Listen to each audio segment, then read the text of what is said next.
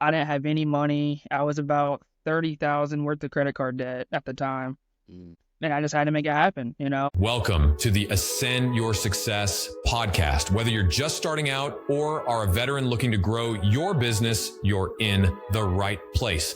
Join us to learn how to achieve financial freedom while working and living life on your own terms. Hear valuable insights, strategies, and interviews with successful entrepreneurs. Get ready to achieve the success you've always dreamed of. Ready? Let's go. What's going on, guys? My name is Wyatt Reed, and this is the Ascend Your Success podcast. And today I get to interview one of my friends, one of my students, Austin, and he is from the Chattanooga area, right? That's right. And he's been doing flips, and he just got his first seller finance deal, and he's working on getting that closed with a tenant buyer in the next couple of weeks. So I'm super pumped about this. We're gonna deep dive into some of his deals and talk about what he's had to overcome in the past couple months of just really diving into real estate. So Austin, thanks so much for being here. If you don't mind, tell us a little bit about yourself and like pre-real estate Austin. Yeah, I appreciate the opportunity.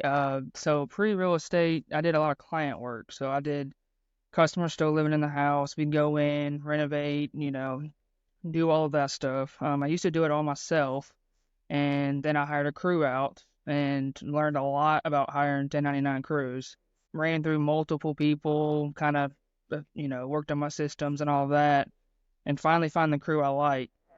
Well, I don't really like working for clients, honestly, and so, real estate is still construction, so I shifted over to real estate and still use the same crew now. Dude, that's amazing because that's one of the hardest things about flipping is finding the right crew of people who will show up when they say they're going to show up, do what they say they're going to do, Oh and yeah, be at the that's price pretty they hard. even said they were going to be at, right? Oh yeah, it's crazy. So you've been in construction. How long were you in construction before real estate? Since I was about 18 years old, 16, I started doing some minor stuff, but about 18 is when I hired a crew and all that good stuff. That's awesome, man. So you're doing this real estate thing. You don't have a degree. Do you have a degree? I have a 2-year degree at Motlow in Smyrna, Tennessee, but I don't use it, so Dude, join the crowd. It took me 4 years to get a 2-year degree, so that's I'm right crazy. there with you. I was getting my degree as I was working, so Yeah, all online during COVID, all that good stuff. So yeah, same. That's awesome, man. Well, heck yeah. Well, let's do a deep dive into these deals. So when you first decided to make that switch over to real estate, what were some of the things that you had to overcome? Like, how did you find the deal? How did you get it funded? Like, let's talk about that first deal. I'd probably say financing and money was the biggest challenge I had. So I didn't have any money. I was about 30,000 worth of credit card debt at the time, Mm. and I just had to make it happen. I mean, I don't know if you've had credit card debt before, but those minimum payments eat you up. Oh yeah. So I knew I had to make it happen, but I didn't know how I was going to make it happen. And so I actually just posted something on Facebook looking for a partner. And a normal guy came along, we met, he wanted to partner with me, and that's the rest is history, I guess. So that was before you joined our group, right? So you didn't Right. have the access to the money and the stuff that we have, right? So Definitely. that you were going to be successful before you even joined us. Like I look for people like that who like Robert Kiyosaki says, right? The poor say I can't afford this and the rich say how can I afford this, right? Exactly, You've yeah. already got that mindset. And if there's one thing that I can say to people listening right now is that if you don't have that mindset, you've got to figure out a way to get that mindset. Yeah. You can't just be negative. You can't just say woe is me, like everything bad happens to me. Like get some books and get around the right people hmm because you've got to have that mindset going in. You will not be successful if you don't, right? Long Right. term. And I knew I needed to figure it out. I just didn't really know how to figure it out. And so, I just thought about the stuff I already had. And all I needed was the money. I had the crew, I knew what renovations, how much that would be. I knew how to find deals. It was just I needed the money. And then, his name's Logan Morris. He's out of Chattanooga as well. And he's helped me on the past 3 deals. We've been working That's together. awesome. That's awesome. How did you find that deal? We actually found that deal sitting together at a coffee shop when we first met. Oh, wow. We were both pumped about it. I went on the MLS just for fun and found the deal sitting there. And then I don't work on Sundays. You can ask any of my family. I don't work on Sundays. But I drove out there on a Sunday, about an hour away, and checked it out, made the offer on site, and got it signed the same day. Dude, And that's amazing. we were both very, very pumped about it. That's awesome, man. So fast forward,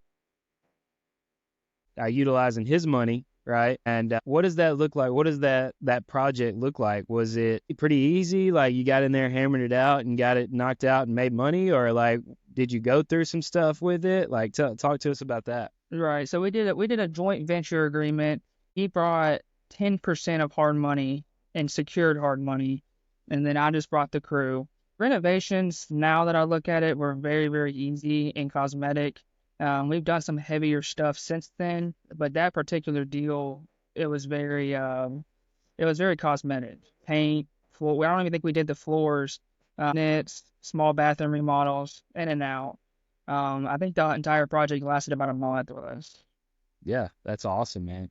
Yeah, because like for me, I don't push big flips anymore. I hate big flips because they take too long. It's too hard to keep people doing what they say they're going to do again. Oh yeah. And, I can turn a wholesale deal or I can turn a seller finance deal and make just as much, if not more, than a huge rehab, right? So I Right. don't personally take it down anymore unless it's just a huge deal, huge profit margin. And I'm probably going to do it with somebody that's more local if it's not here local to me, right? But I'm not just out there looking for it.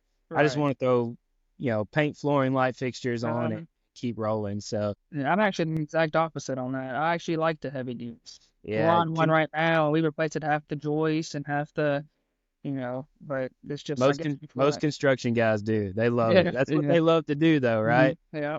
I do not. I'm not a construction guy. So, but that's what I love about real estate. We can do things totally different and still make, a lot of money doing it. So break down the numbers for us. Tell us, what'd you purchase it at? How much money did you put into the rehab? Like you didn't utilize any of your own money in this, and he only brought 10% down, right? So Right. the hard money lender, I'm assuming, gave you 90% of the purchase and 100% of the rehab. So what do those numbers look like? Yeah, so we bought it for 150,000, Hmm. with the intent of selling it for 250,000. I think we got around 240,000 for the house. Hmm. We put, don't quote me to this, but I think we put about 40,000 into it. We completely redid the backyard and excavated a lot. There was a lot of dirt work that needed to be involved. And I think after said and done, interest, realtors, and all that, we made about 16,000 a piece. 16,000 a piece. That's So crazy. now a wholesale deal would make more than that. But yeah, 16,000, that's a lot of money. So Yeah, yeah, absolutely. You didn't have at the time, right? definitely.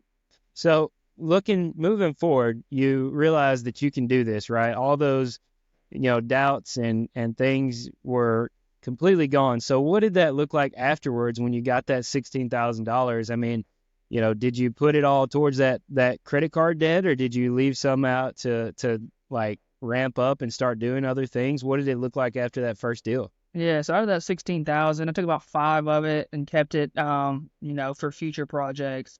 And then the other 10 or 11 I put towards the credit card debt to kind of eat at that. And then we got one in Jasper, which is kind of the same scenario. And just kind of just working it like that. Dude, you can knock out some debt doing that. I mean, Mhm. just over the course of the year, let's just say you done one of those a quarter. I mean, you can make, $30,000 to $60,000 in a Right, year just doing four deals, right. if not more, right? Well, I gave myself 12 months to knock it out Mm. because I didn't want to drag it on for more than 12 months. And I knew client work wasn't going to cut it. So real estate, I know you make a big chunk of money at the very end. And so that's why I just started hitting those up. And we paid that off already. And about a month or two left, it would be 12 months. Dude, that's insane. Yeah, I so love it. it's exciting. So let's before we finish up, let's talk through your seller finance deal real quick because obviously I love seller financing. I taught it to you, right? Talk to us about that. Let's talk about the front end first. What did you purchase this property for? Did you rehab it? What does all that look like? Yeah, so I found this deal from a wholesaler. I'm not a big off-market guy, and you've been pushing me on that off-market stuff, but all the deals I've done so far have been from wholesalers or on market.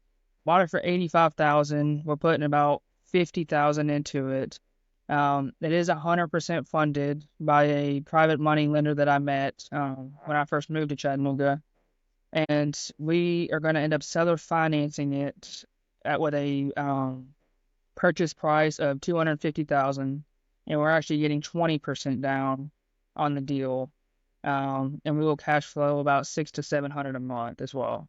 Dude, that's amazing. And That's so amazing. it's So about a month and a half for a no on it.